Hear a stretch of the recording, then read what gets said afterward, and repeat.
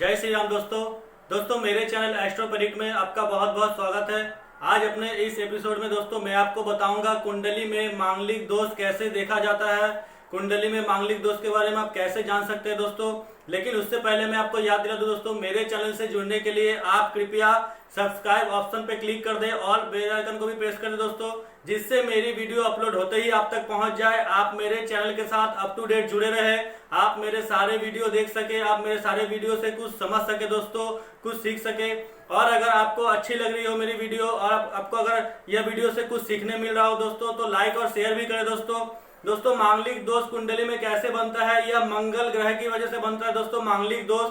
लेकिन यह दोष ज्यादा घबराने वाले नहीं है कि आपके कुंडली में यह मांगलिक दोष बन रहा है तो आप टेंशन में आ जाए, आप डिप्रेशन में आ जाए दोस्तों। इसके उपाय भी है और इसके बहुत तरह से कैंसिलेशन भी होता है दोस्तों। कोई भी पंडित विद्वान अगर आपके कुंडली को देखे और देख के ही बोल दे मांगलिक दोष है दोस्तों, ऐसा नहीं होता है। उसके कैंसिलेशन के भी बहुत सारे तरीके होते हैं जो आज मैं आपको बताऊंगा। कुंडली में मांगलिक दोष कैंसिल कैसे होता है, या अगर कैंसिल नहीं हुआ है आपके कुंडली में तो आप उपाय क्या करें दोस्तों, आज यही आपको बताऊंगा मैं। तो चलिए ज्यादा देर न करते हुए चलते हैं वीडियो के मूल उद्देश्य की तरफ। कैसे यह योग देख सकते हैं आप, आज यही बता रहा हूं मैं। चलिए चलते हैं वीडियो की तरफ। दोस्तों आज इस एपिसोड में मैं आपको बता रहा हूं कुंडली में कैसे मंगल दोष बनता है और कैसे इसके कैंसिलेशन भी होते हैं दोस्तों। कैंसिलेशन कैसे देख सकते हैं यह भी होता है। ऐसा नहीं है कि मंगल ग्रह के कुंडली में मंगल दोष बना ही रहे हैं, उसके कुछ फॉर्मूला भी होते हैं जिससे मंगल दोष कैंसिल भी हो जाते हैं दोस्तों। देखिए यह प्रथम भाव है, इसमें 1 नंबर लिखा हुआ है, यह राशि नहीं है, मैंने यहाँ लग्न नहीं लिखा हुआ है। 12 भाव जिस तरह होते हैं 12 भाव ही लिखे हुए हैं, 12 भाव के बारे में ही मैं आपको बता रहा हूँ दोस्तों, कोई राशि नहीं है इसमें। यह प्रथम भाव है, यह चतुर्थ भाव है, यह सप्तम भाव है, यह अष्टम भाव है, यह द्वादश भाव है। मैंने 12 भाव में से केवल यह 5 ही भाव में नंबर लिखे हैं, क्योंकि यह 5 भाव में ही मांगलिक दोष बनता है दोस्तों, और किसी भाव में मांगलिक दोष नहीं बनता है। केवल प्रथम भाव में, चतुर्थ भाव में, सप्तम भाव में, अष्टम भाव में और आपके द्वादश भाव में ही मांगलिक दोष देखा जाता है, मांगलिक दोष बनता है दोस्तों। अब इसके शर्त क्या है दोस्तों, मांगलिक दोष आपके कुंडली में कब बनेंगे?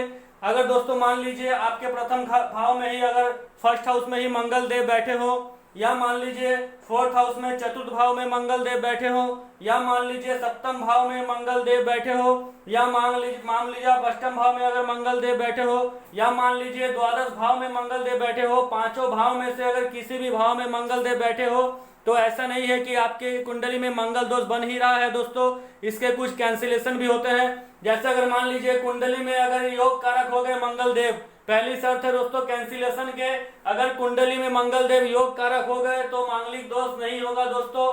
कुछ विद्वान होते हैं अगर योग कारक भी होंगे और अगर इन भावों में मंगल ग्रह बैठे हैं तो आपको बोल देंगे मांगलिक दोष है दोस्तों, ऐसा नहीं होता है। अगर मान लीजिए प्रथम भाव में ही मंगल देव बैठे हुए हैं और उस लग्न कुंडली में मंगल देव योग कारक हुए, मान लीजिए मेष लग्न की कुंडली में प्रथम भाव में ही अगर मंगल देव बैठे हैं तो मंगल देव लग्नेश हुए, उस लग्न कुंडली के अनुसार मंगल देव यहाँ योग कारक होंगे दोस्तों। यहाँ पे मांगलिक दोष नहीं बनेगा क्योंकि मंगल देव लग्नेश है और योग कारक है, तो आपको अच्छे फल देंगे, आपको नेगेटिव रिजल्ट नहीं देंगे दोस्तों।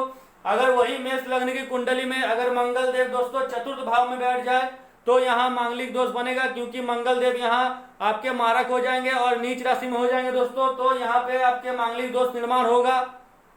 अब मान लीजिए अगर सप्तम भाव में बैठे हो मंगल देव तो यहाँ भी योग कारक होंगे, यहाँ आपके मांगलिक दोष नहीं बनेगा। अगर मान लीजिए अष्टम भाव में बैठ जाए या द्वादश भाव में बैठ जाए दोस्तों तो यहाँ पे मांगलिक दोष बनेगा। तो मेरे कहने का मतलब यही है दोस्तों, अगर इस भाव में प्रथम भाव, चतुर्थ भाव और सप्तम भाव में अगर मंगल देव बैठे हैं लेकिन अगर योग कारक हुए कुंडली में तो मांगलिक दोष नहीं होगा दोस्तों। जैसे अपनी राशि में बैठे हो या मित्र राशि में बैठे हो या शत्रु राशि में बैठे हो, उससे कोई मतलब नहीं है।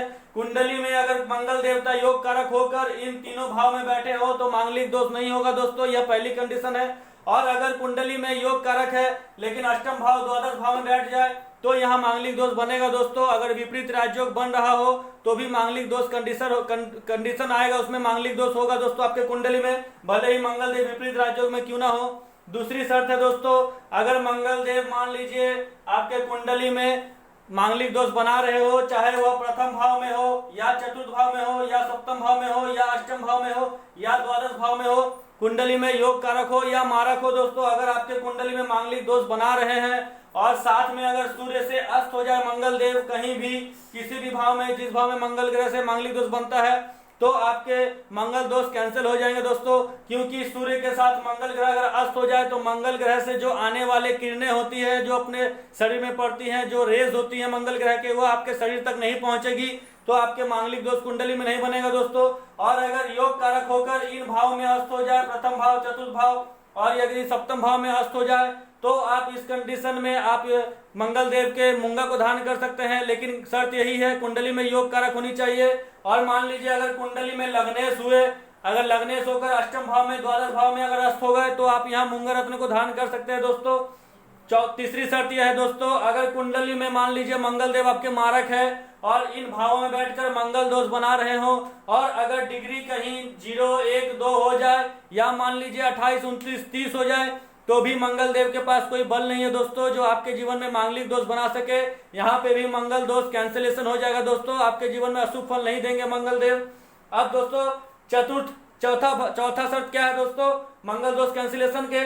सप्तमेश स्वराशि या दृष्टि हो। अगर मान लीजिए दोस्तों सप्तमेश मंगल देव मान लीजिए अगर सप्तम भाव में बैठे हो मारक होकर, और अगर सप्तमेश स्वराशि बैठ जाए या सप्तमेश की दृष्टि पड़ जाए मंगल देव पे, तो भी यह कैंसिल होगा। क्योंकि सप्तम भाव दोस्तों विवाह का होता है, वैवाहिक जीवन का होता है, और मंगल दोष वैवाहिक जीवन को संकट में डालने वाला ही होता है, वैवाहिक जीवन को तोड़ने वाला ही होता है दोस्तों। अगर मान लीजिए मंगल देव यहाँ मारक होकर अगर यहाँ बैठा हो, मान लीजिए मंगल देव मारक होकर अगर यहाँ पे दोस्तों तुला राशि में बैठा हो, या मान लीजिए दोस्तों अगर वृषभ राशि में बैठा हो, या मान लीजिए दोस्तों यहाँ पे अगर मंगल देव मारक होकर मान लीजिए अगर मिथुन राशि में बैठा हो या कर्क राशि में बैठा हो दोस्तों, मान लीजिए यहाँ मंगल देव कर्क राशि में बैठा है चतुर्थ भाव में, यहाँ मंगल देव नीच के हो जाते हैं, तो यहाँ मंगल देव आपके मांगलिक दोष बनाएंगे। लेकिन अगर साथ में चंद्र देव बैठ जाए या चंद्र देव की सप्तम दृष्टि हो, सप्तम भाव में सप्तम दृष्टि अगर पड़े, मान लीजिए अगर चंद्रदेव लग्न में बैठे हो, लग्न से सप्तम दृष्टि मंगल देव पे पड़ेगी, या मंगल देव के साथ युति में हो अगर सप्तम भाव में, तो यहाँ मांगलिक दोष कैंसिल हो जाएगा। क्योंकि सप्तम भाव दोस्तों विवाह का होता है। अगर मंगल देव विवाह के घर में बैठे हैं मारक होके मंगल दोष बनाकर, तो चंद्रदेव भी साथ में स्वराशि बैठे हैं, तो चंद्रदेव उस चीज को बचाने की कोशिश करेंगे, चंद्रदेव इस भाव को खराब होने नहीं देंगे दोस्तों, यहाँ भी आपके मंगल दोष कैंसिल हो जाएगा।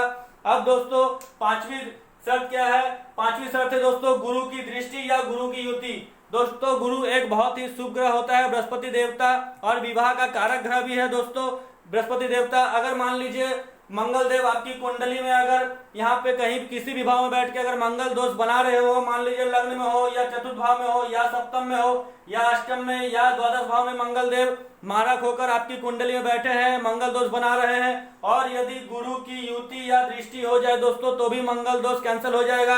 अब मान लीजिए दोस्तों मंगल देव अगर यहाँ बैठे हो चतुर्थ भाव में, अपने ही मेष लग्न की कुंडली में अगर 4 नंबर राशि में आ जाए लग्नेश होके चतुर्थ भाव में, तो यहाँ मंगल देव नीच के हो जाएंगे, यहाँ लग्नेश होकर भी यहाँ मारक हो जाएंगे, मंगल दोष बनाएंगे।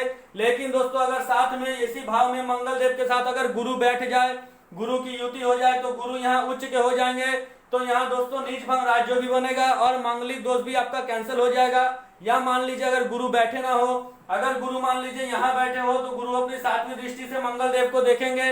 अगर कर्म स्थान में 10म भाव में गुरु हो तो 7वीं दृष्टि से देखेंगे, तो यहाँ मंगल दोष कैंसिल हो जाएगा।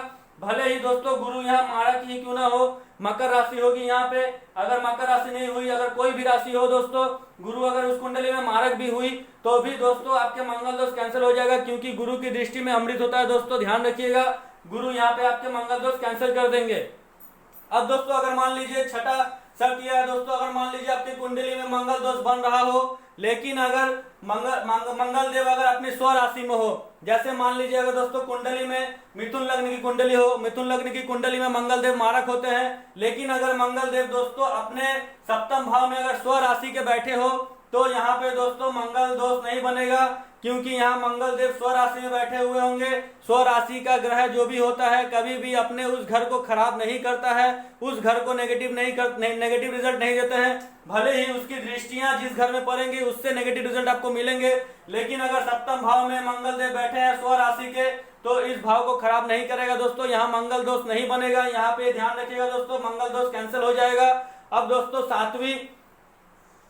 सातवीं शर्त यही है दोस्तों, अगर मान लीजिए कुंडली में मंगल देवता मारक हो गए, मारक होकर अगर लग्न में चतुर्थ भाव में या सप्तम भाव में या अष्टम भाव में या द्वादश भाव में बैठे हो दोस्तों, यह ध्यान रखिएगा। अगर इन तीनों भाव में से प्रथम भाव, चतुर्थ भाव और सप्तम भाव, इन तीनों भाव में अगर उच्च के बैठ गए मंगल देव, अपनी राशि में बैठ जाए या मकर राशि में बैठ जाए, उच्च के बैठ जाए, तो यहाँ पे दोस्तों आपके मंगल दोष नहीं बनेंगे, क्योंकि मंगल देव उच्च की राशि में है और उच्च का राशि हमेशा अच्छा ही रिजल्ट देता है, ज्यादा नेगेटिव रिजल्ट नहीं देता है, भले ही वह कुंडली में मारक ही क्यों ना हो। लेकिन दोस्तों अगर अष्टम भाव में और द्वादश भाव में उच्च के बैठेंगे तो यहाँ मांगलिक दोष बनेगा दोस्तों, यहाँ कैंसिल नहीं होगा।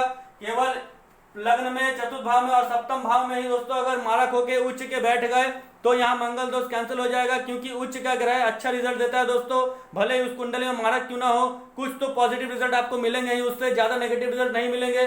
तो दोस्तों आज मैंने आपको बताया है कुंडली में मंगल दोष कैसे बनता है और मंगल दोष बनने के बाद भी कैंसिलेशन कैसे होता है। तो दोस्तों आज के लिए इतना ही, धन्यवाद। दोस्तों आज मैंने आपको बताया कुंडली में कैसे मंगल दोष बनता है, इसका कैंसिलेशन कैसा होता है दोस्तों, कैसे इसके कैंसिलेशन को आप देख सकेंगे।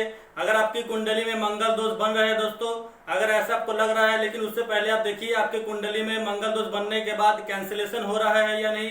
और अगर कैंसिलेशन ना हो दोस्तों तो कोई घबराने वाली बात नहीं है, इसमें सिर्फ यही होता है मंगल दोष बनने से कुंडली में विवाह जो होता है दोस्तों विलंब हो जाता है, विवाह होने में, विवाह डिले होने लगता है दोस्तों, विवाह आपके लेट से होंगे। और मेरे ख्याल से दोस्तों अगर आपके कुंडली में मंगल दोष हो जाए तो आप 28 वर्ष के बाद ही विवाह करें तो ही अच्छा होता है दोस्तों।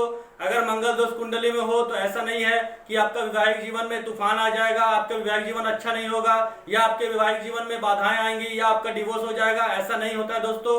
अगर आपके कुंडली में मंगल दोष बन रहे हैं तो आप अपने 28 वर्ष के बाद ही विवाह करें, क्योंकि 28 वर्ष के बाद दोस्तों मंगल दोष के जो दुष्प्रभाव होते हैं वो धीरे धीरे कम होने लगता है, उसके प्रभाव जो होते हैं धीरे धीरे कम होते हैं दोस्तों। और अगर आपके जीवन में वैवाहिक जीवन में दिक्कत परेशानियां आ रहे हैं तो उसके उपाय क्या है दोस्तों। अगर आपके कुंडली में मंगल दोष बन रहा है और आप साथ में मूंगा रत्न धारण करके रखे हुए हैं तो आप मूंगा रत्न को खोल दे, इसके केवल उपाय करें आप मंगल ग्रह से जुड़े दान करें। और सबसे अच्छा उपाय है दोस्तों आप मंगलवार के दिन सुंदरकांड का पाठ करें, इससे आपके जीवन में मंगल दोष के जो दुष्प्रभाव है वह कम होने लगेंगे दोस्तों। और आप मंगलवार के दिन मंगल देव से जुड़े सभी वस्तुओं का दान करें या जल प्रवाह करें दोस्तों, इससे भी मंगल दोष के दुष्प्रभाव कम होते हैं। दान क्या क्या करने हैं मैंने अपने वीडियो में बताए हैं, मंगल ग्रह से जुड़े आपको क्या दान करने हैं, आपको इस अवस्था में रत्न धारण नहीं करने हैं। और अगर आपके कुंडली में मंगल दोष कैंसिलेशन हो रहा है या मान लीजिए मंगल देव आपके कुंडली में लग्नेश होकर अस्त हो गए हैं तो आप उस कंडीशन में रत्न को धारण कर सकते हैं, जिससे मंगल देव से जुड़े आपको अच्छे रिजल्ट मिले, आपके जीवन में शुभ फल मिले दोस्तों। तो आज के लिए इतना ही दोस्तों, जय श्री राम, धन्यवाद।